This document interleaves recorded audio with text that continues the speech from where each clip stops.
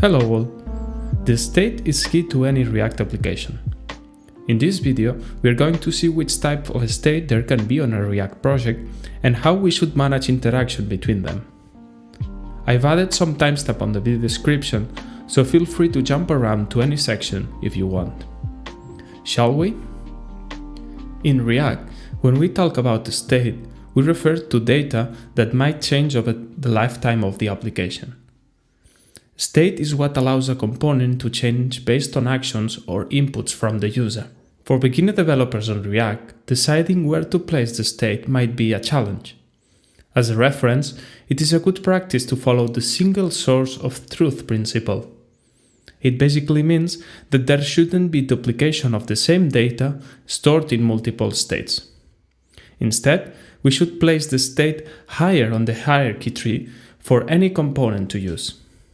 This is known as lifting the state up. To help identify where to place a state, we can do a classification of the three types of state. Those are component local state, cross-component state, and app-wide state. This classification is not written in stone by React.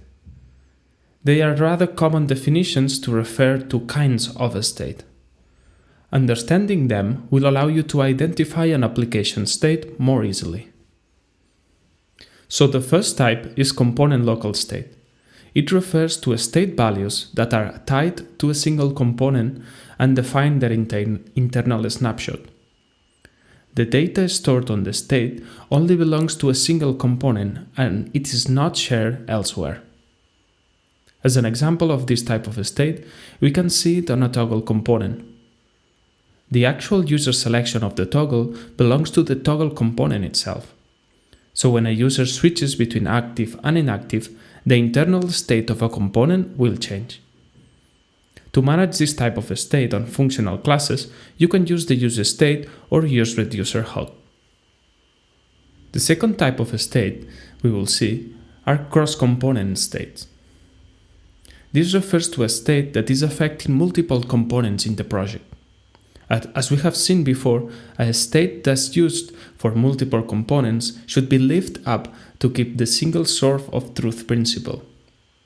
Then to access the state, we need to send it via props in what is known as prop drilling. A quick example of cross-component state is a viewer slider, which allows to swap images on the UI.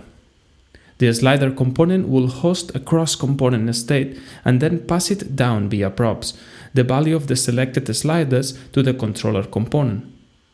Similarly, each slide component will notify the parent component via callback events when the user presses the arrows. To manage this type of state, we can also use the useState or useReducer hook on the parent component. The key difference here is that we will need to share the state via props and react to state changes via event callbacks. In large applications, this means that data flow might become too complex to sustain, so it is recommended to delegate state management to libraries such as Redux or using the built-in React context. Finally, we get to the last generic type of state. This one refers to values of a state that have a direct impact on all sections of an application as a whole.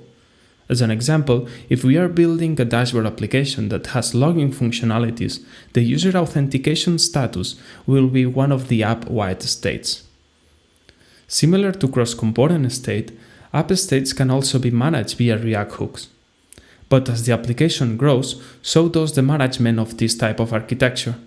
So that is why the use of React context or state management libraries such as Redux can be helpful in these situations.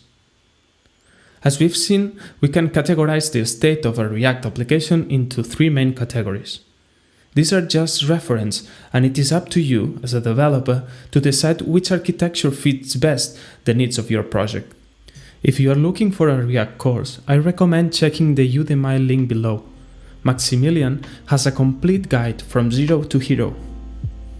So, what is your approach to managing a state in React? Are you a strong user of Redux, or maybe you find yourself relying a lot on React context? I would like to get your feedback, so feel free to drop a comment on the video sharing your experiences. Well, I hope you learned something new, and I will see you around.